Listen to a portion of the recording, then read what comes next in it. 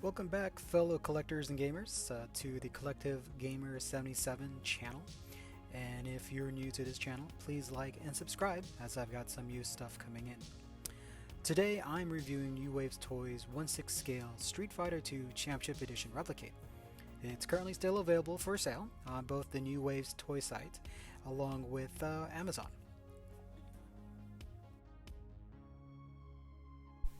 If you're a Street Fighter fan like I am, this is a wonderful piece to have on your desk or office. It easily reminds you of the early 90s, of your early childhood, and I fondly remember this game.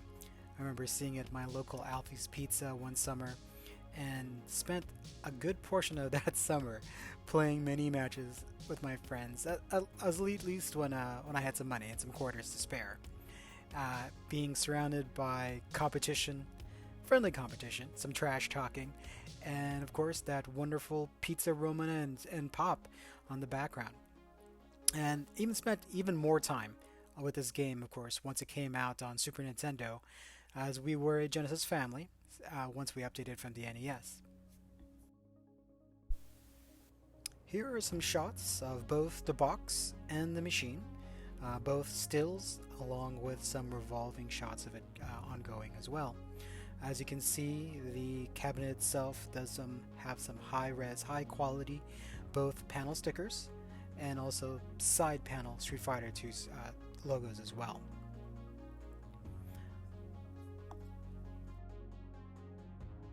The cabinet captures many of those fond memories easily in a very digestible, portable format. Things like the wood material that it's made of, along with the illuminated marquee and accents. The machine itself, as I mentioned, is 1/6 in scale, and it measures about 12 inches tall. It includes two games, Street Fighter II Championship Edition and Super Street Fighter II Turbo. There is a mini flight stick panel right up front for one player, with a bat top along with micro switches and buttons. There is an included second player mini fight stick stored in the back. It does also even work with other USB compatible controllers. I tested it actually with the Hori PS4 Fight Pad and my Mad Cat Street Fighter II V joystick, and worked well.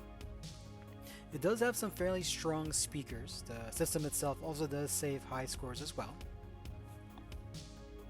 It has a built-in rechargeable battery, which is supposed to last around 2 hours of play right on that 3.5-inch LCD screen.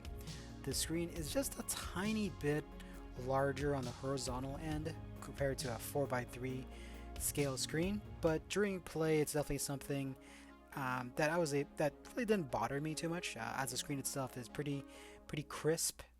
There's no motion artifacting that I could see, no ghosting, so it was definitely very enjoyable, considering the size as well.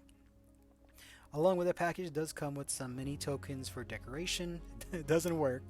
It even has a die-cast metal coin door with a 1-player and 2-player lit pieces. The 1-player portion actually is good for, of course, starting the game, and the 2-player portion, when pressed, actually gets to the secret menu. Now moving on to, graphics, sound, control, and of course the pluses and minuses of the system.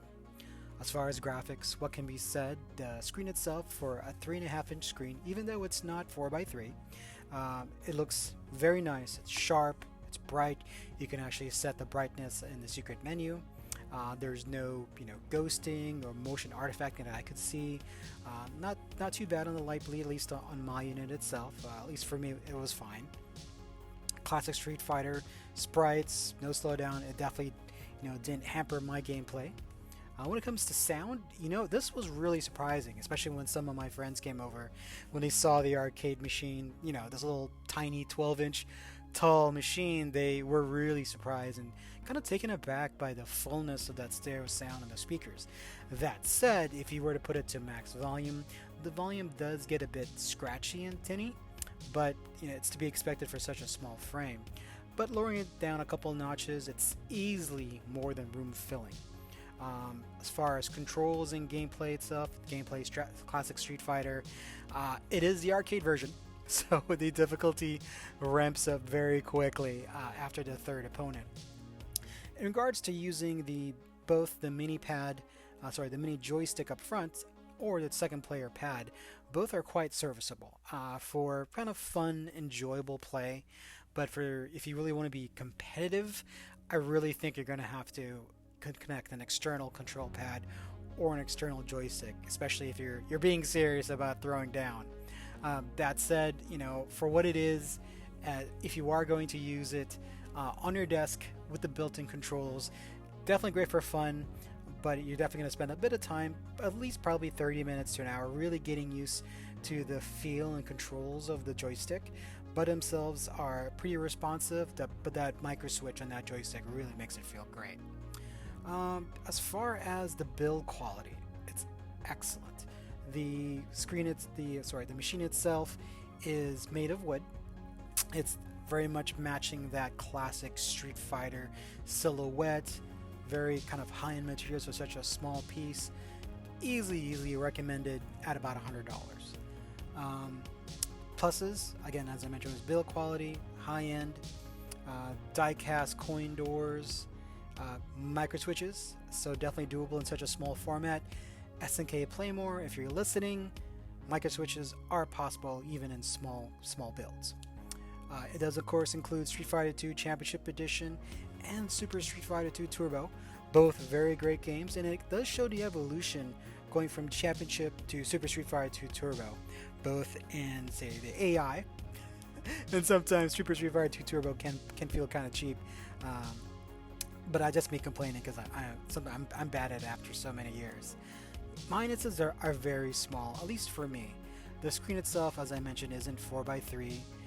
It's a little bit larger, which is minor, but still the screen quality build for itself, at least for me, more than makes up for it.